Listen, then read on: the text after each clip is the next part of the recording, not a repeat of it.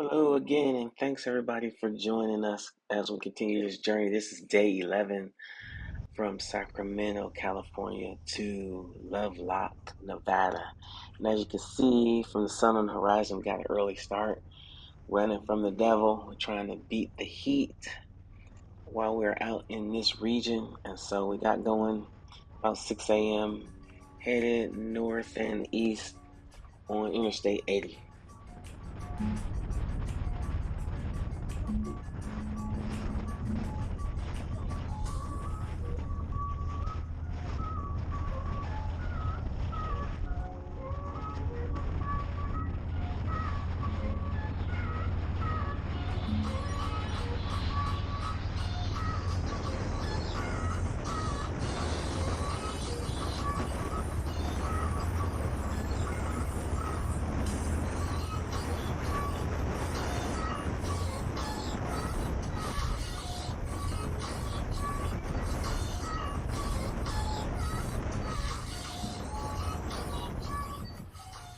As we climb up and out of Sacramento, the landscape starts to change. You see all the tall pine trees. They're just so majestic, and they are everywhere.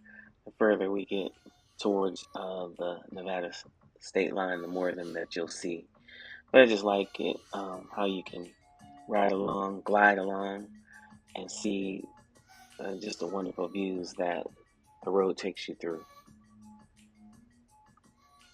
Now, the scenery only gets better. You see the majestic mountains on the horizon.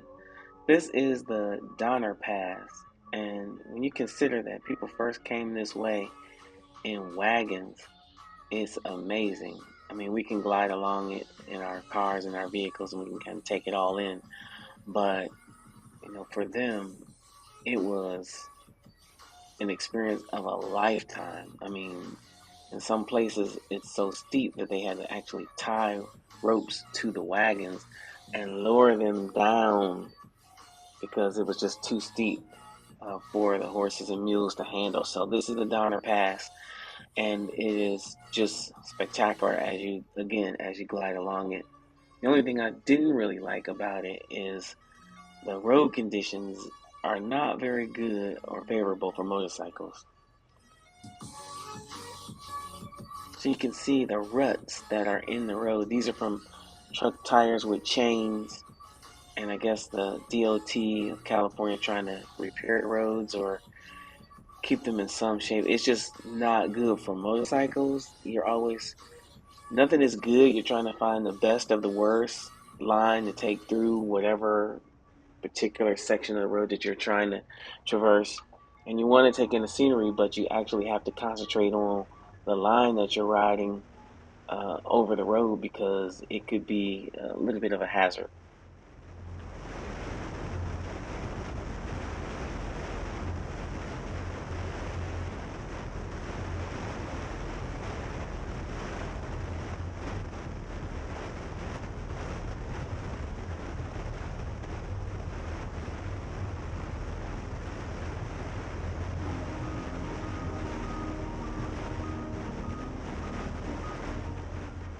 Now we're in the Toiyabe National Forest, and it's one of the largest in the U.S. Over 6 million acres it covers. And again, the views are just so absolutely majestic. Cameras can't take it in. Photographs can't take it in. Nothing is ever as good as your vision of what you're seeing and how you're moving through it. So we do the best we can. I would just let my camera run if I had unlimited battery and unlimited space on the SIM card, but of course, that's not an option.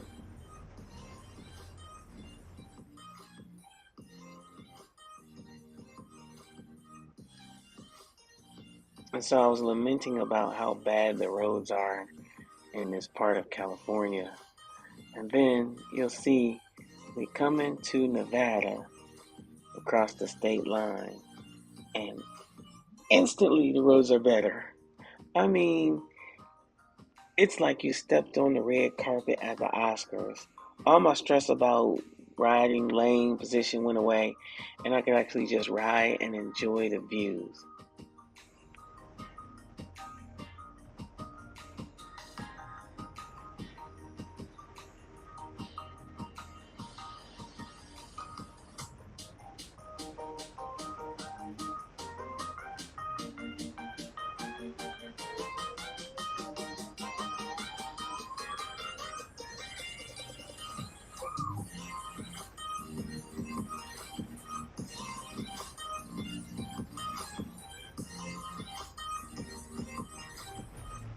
Okay, so we come into Reno, and Reno, of course, the biggest little city in the world. Reno gets its name from a Civil War general, Jesse Lee Reno, who actually never came to Reno. He actually died in Maryland in a battle.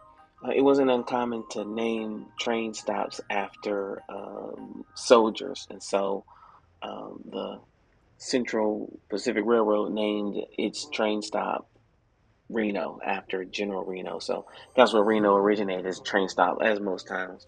Um, Reno has the designation of being known as the uh, divorce capital of the world. Las Vegas is the marriage capital of the world. That's because between 1929 and 1939, 30,000 people came to Reno just to get divorced because the method and system of divorce was so easy at the time.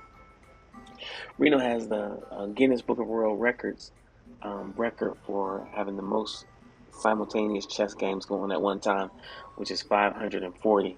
And if you make your way over to Lake Tahoe, you might get a glimpse of Tahoe Tessie, who is the American version of the Loch Ness Monster.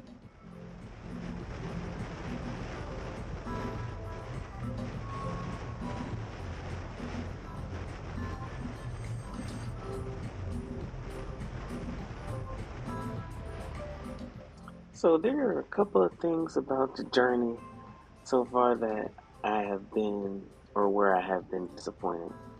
I was disappointed that part of Route 50 was closed in Colorado. It was part of some scenery that I really thought would be great to see. But that's okay. I was disappointed that we couldn't see the San Francisco Bay Bridge at all because I just had in my mind I was going to get this iconic picture of the Bay Bridge and use it for all different kinds of things.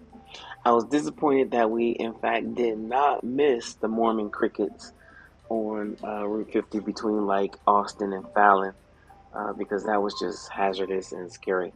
But here's one thing where I was not disappointed. I was looking forward to what you're seeing now, which are unobstructed views of just nature. I mean, the only thing in this shot that's man made is the road and the fence next to the road. And I could just ride with my feet up like this all day long, listening to whatever I'm listening to.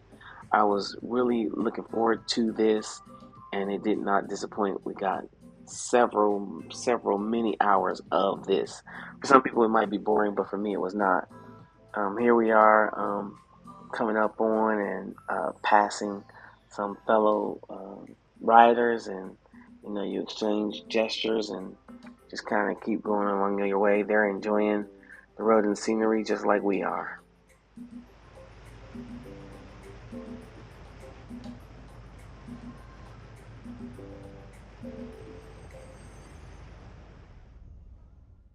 All right, so here we are coming into Lovelock, Nevada.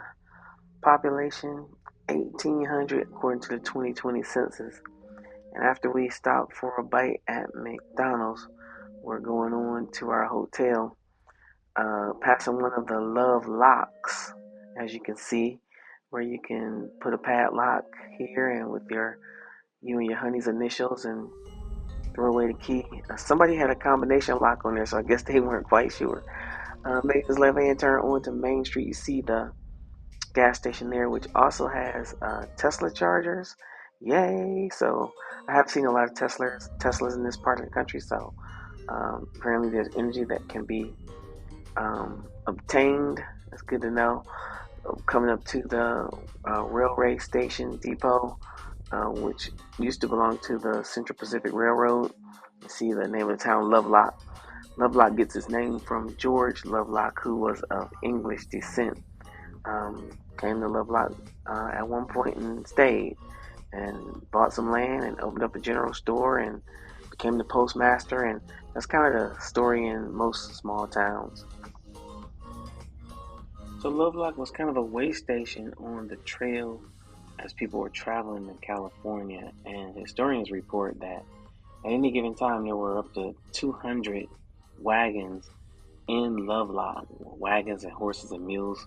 People, either moving westward or moving eastward. So it was a very busy town at one point in its history. It also has caves, Indian caves, where mummified remains of Native Americans have been found. So if you make your way out here, you could take that in. We didn't go to the caves, but they are here.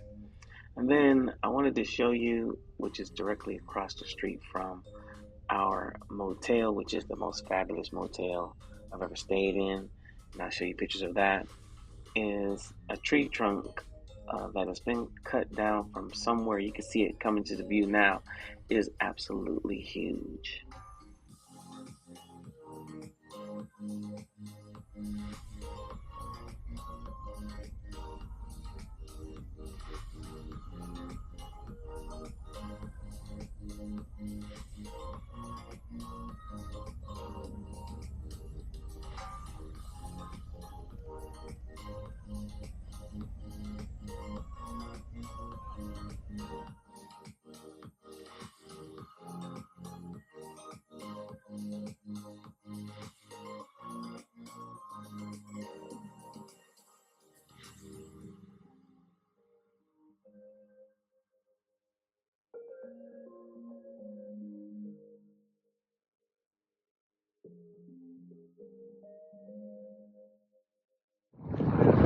Hey everybody, just checking in.